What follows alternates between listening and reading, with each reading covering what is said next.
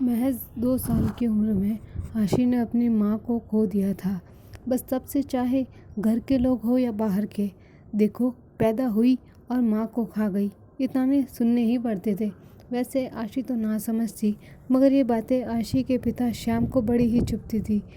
घर वालों के दबाव में आकर श्याम ने दूसरी शादी कर ली। सोचा आशी जिस दुलार से वंचित है उसे वह मिल जाएगा।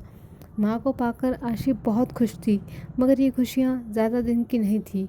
प्रिया ने जब अपने बच्चे को जन्म दिया तब से वह आशी के साथ सौतेला व्यवहार करने लगी। जब भी आशी प्रिया की बेटी रितु को खिलाती, प्रिया झट से उससे रितु को ले लेती और कहती, एक तो पहले ही अपनी माँ को खा गई, अब क्या मेरी बेटी को भी खाएगी। और आशी रो दिया करती। ऐसे ही प्रिया के ताने सुन सुनकर आशी और रितु बड़ी हुई। जितना प्यार और दुलार प्रिया रितु से करती, उतने ही ताने प्रिया आशी को देती। वो समय भी आया जब आशी की शादी हुई, मगर वक्त और नियति को कुछ और ही मंजूर था।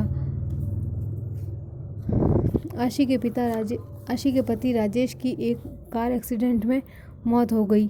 शादी के सिर्फ 1 महीने बाद ही पति की मौत ने आशी को तोड़ कर रख दिया, मगर समाज और ससुराल वालों के ताने से आशी और भी ज़्यादा आहत हुई। हर दूसरा यही कहता, पता नहीं कैसी अपशगुनी लड़की है, पहले माँ को खा गई, अब पति को मार डाला। आशी जब अपने पिता के साथ पीहर आई, प्रिया आशी को देखते ही बोली, आ गई अपशगुनी, पहले माँ को खा गई, अब पति को, अब आगे न जाने कितनों को खाएगी, ये तो डायन है डायन। प्रिया का व्यवहार देख श्याम ने कहा, कुछ तो शर्म करो, बेटी है ये हमारी, समाज जो बोलता है सो बोलता है, मगर तुम तो माँ हो, तुम तो ऐसा मत कहो। और प्रिया अपने कमरे में चल दी। प्रिया का यह व्यवहार दिन ब दिन आशी की ओर बिगड़ता जा रहा था, मगर आशी कुछ न कहती, तब बस अपनी किस्मत को कोसती रहती। 6 महीने बाद बड़े मिन्नतों के बाद श्याम ने आशी को एक शादी में ले जाने के लिए मंजूर मनाया। वहाँ आशी पर अभिनव की नज़र पड़ी। आशी को देखते ही अभिनव ने आशी से शादी करने का फैसला ले लिया।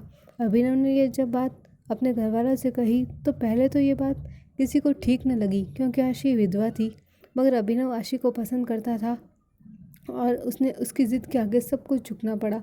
अभिनव और उसके माता पिता आशी को देखने आशी के घर पहुँचे। प्रिया चाहती थी ये रिश्ता रितु के लिए पक्का हो, क्योंकि अभिनव अच्छे और संपन्न घर से था। प्रिया ने अभिनव और उसके माता पिता से कहा, आशी तो अपशगुनी लड़की है, पैदा हुई तो माँ को खा गई, ब्याही तो पति को खा गई, आप आशी की जगह रितु को अपने घर की बहू बना लीजिए। आशी ये सब बातें सुनकर बहुत दुखी हुई। तब अभिनव ने कहा, आंटी जी, वैसे तो आप बड़े हैं, मगर फिर भी बोल रहा हूँ, मौत और जीवन तो भगवान की देन है, और आशी के पति की मौत वो तो दुर्घटना में हुई थी, इसमें आशी कैसे अपशगुनी हुई, आप ही बताइए। क्या आशी को अपने जीवन को फिर से शुरू करने का कोई अधिकार नहीं है? उसकी खुशियाँ पाने का पूरा हक है। किसी की मौत से कोई अपशगुनी कैसे हो सकता है? ये बातें सुनकर प्रिया स्तब्ध रह गई, कुछ न बोली, मगर आशी बहुत खुश हुई।